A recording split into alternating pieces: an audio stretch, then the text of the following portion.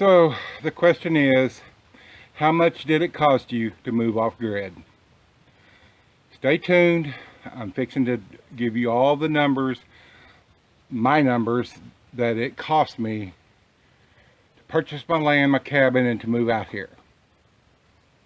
Up next.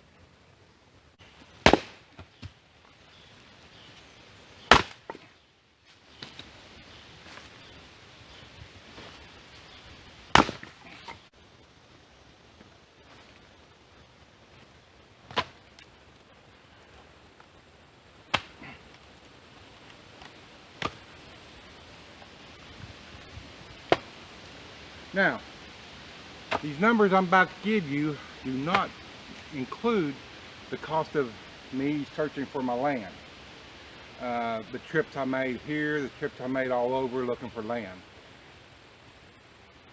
It's just what it cost me from the moment I purchased the land till I moved in that first night.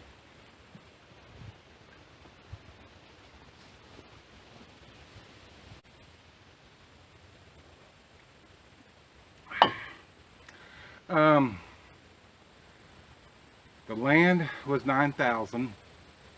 It's a little over half acre.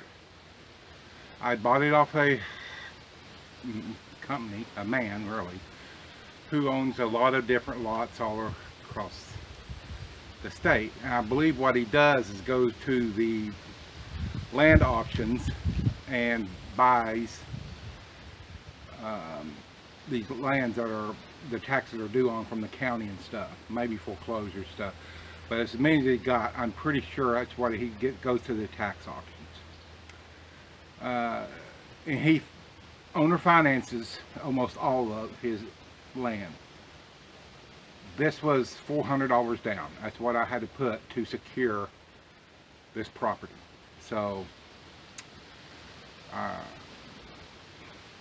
400 bucks down. I mean, a half acre, well, a little over a half acre of land.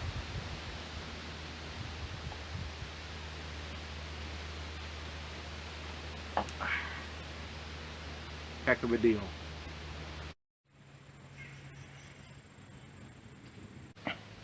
Now, this cabin is a Dirksen 12 by 24. Really, 4 feet of that is porch, so it's, 20-foot long living. Okay, it was around $5,700. I was able to acquire it with just a minimum down payment of 250 bucks, I think, so, as a down payment. So that got my cabin secured. They were supposed to deliver it within 4 to 7 days. It was almost a month before they delivered it. Had issues. Not with the dealer. Dealer was super. I think she was a new dealer. She was great. Delivery guy who delivered it, awesome. Awesome young man. Went above and beyond, if you ask me. Transportation owner, one who couldn't never tell me when I was scheduled to be delivered and all that, jerk. That almost canceled the sale because of him. I called him once, like the third week, and said, dude, I left, no, when he called me that he was going to deliver it the next day, I left him several messages all week long. Dude, do you know when if you're going to do it this week? What I need to know. Self-employed. I've got, a job coming up. I need to know if you're going to do nothing. So when he did call and say, hey, I'm going to be out there, my driver's going to be out there tomorrow.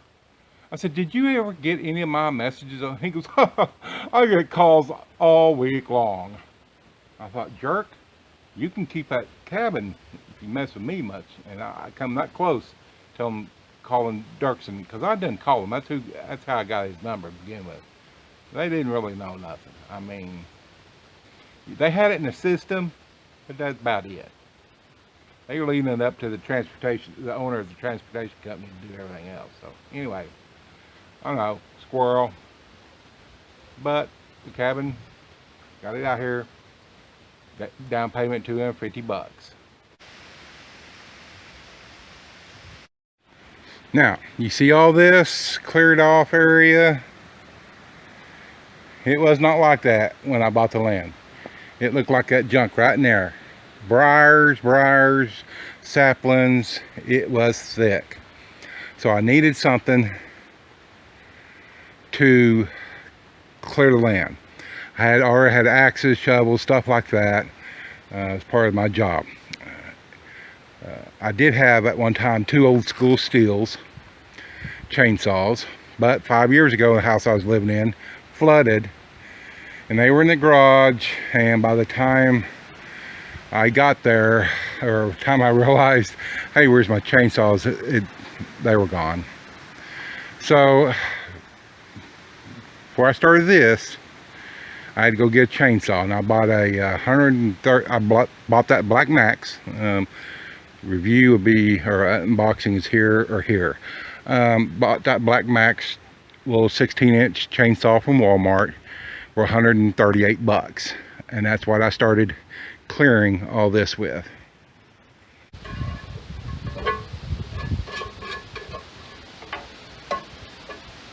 Okay, my land, cleared it with a chainsaw. Now it was ready to move the cabin in. I moved the cabin in. Had no electric. It was July, or no, it was the end of June, I think, when they finally delivered it. Had to insulate it. You ain't gonna stay in these things in summertime in the south without insulation. Turn this off. Don't want my lunch to burn. So, if you see my other video, you know it cost me about $200, actually $195 to insulate this place. I shopped around for the insulation and everything. Another deal. They're out there if you search for them.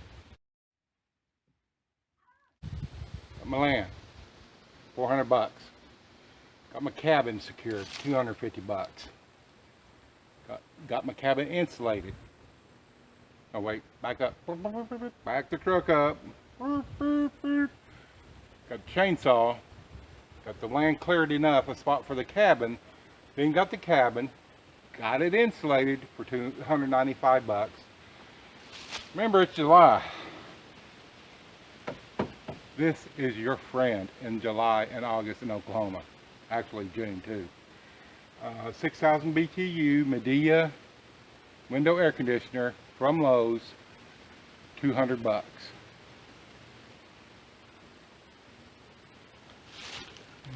Oh, lifesaver. Okay.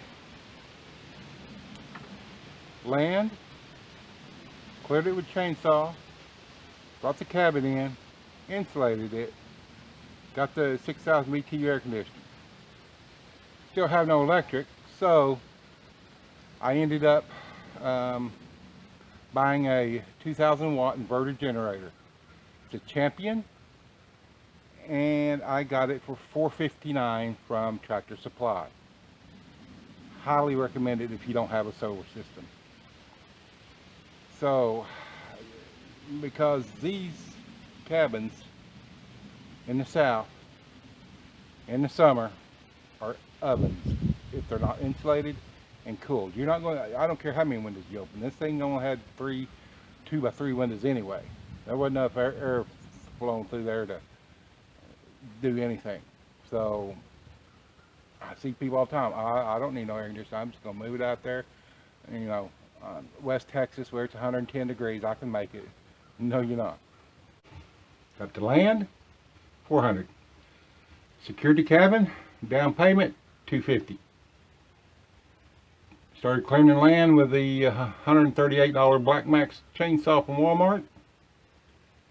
Got the cabin delivered, got it insulated for $195. Got the $200 Medea 6,000 BTU air conditioner from Lowe's.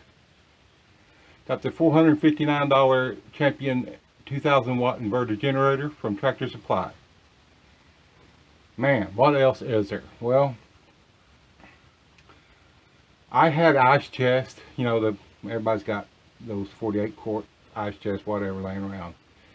But nothing that would keep my food really cool for more than about 2 days without making trips back into town to get ice. So I looked at the Lifetime roto molded ice chest from Walmart. They're supposed to be equivalent to the Yetis and stuff like that. Because I gotta be honest with you, I ain't spend $300 for ice chest. The Lifetime were, this 77 quart was $154. More news. I'm not spending $154 on ice chest. Luckily, my daughter got me a $75 gift card for Father's Day. And I remembered I had it, so I put that against the ice chest, and it was about 75 or 80 bucks. I'll go that for a supposedly great ice chest. So, we got that. Also, while I was there, I had no way to really keep water out here. So I bought one of the 7-gallon aquatainers and one of the orange 5-gallon, you know, coolers you see at ball games and stuff. The orange cooler was like 25 bucks. The aquatainer was like 15 bucks. Then the ice chest. Come on. Let's go.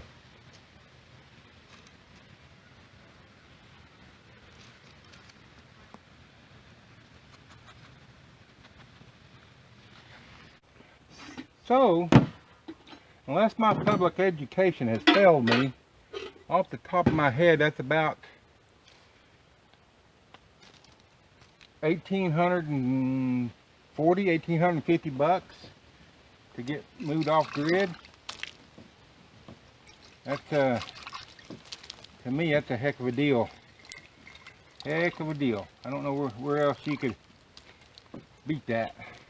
Now, this life isn't for everybody. I get that. Some people got to have them big houses, and you know, I've had a big house before, several times. Had big payment, big insurance payment, big upkeep. You know, raised my family, and my daughter's just about ready to go out and do her own thing, make her mark in the world.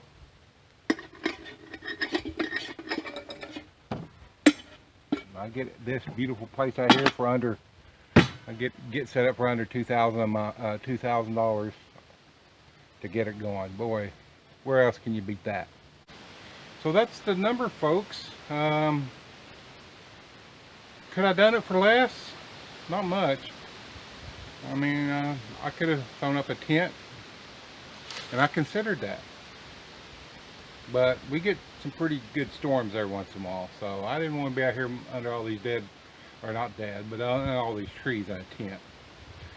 Not for months on end. So, and I'm betting in your state, there is an area where you can get into living off grid pretty cheap. So, that's my numbers, under $2,000. But you know, I guarantee you in most states, there are people and companies that do the same thing. I've seen these same type of offers in Missouri, Tennessee, Kentucky, Arkansas, and that's just the ones that I know about. Wyoming, South Dakota, and I guarantee they're in your state if you look hard enough. Now, it might not be there or you won't. Or it might not be a, you know, this land here is good for growing trees and rocks, and that's about it. Be hard to start a farm on this unless it was all raised beds.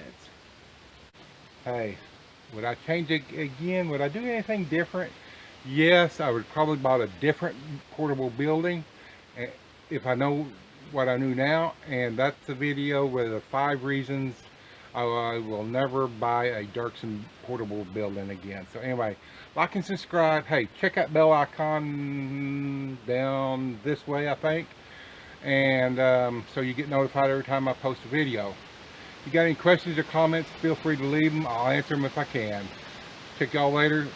Check out the website, oneacrehomesteader.com.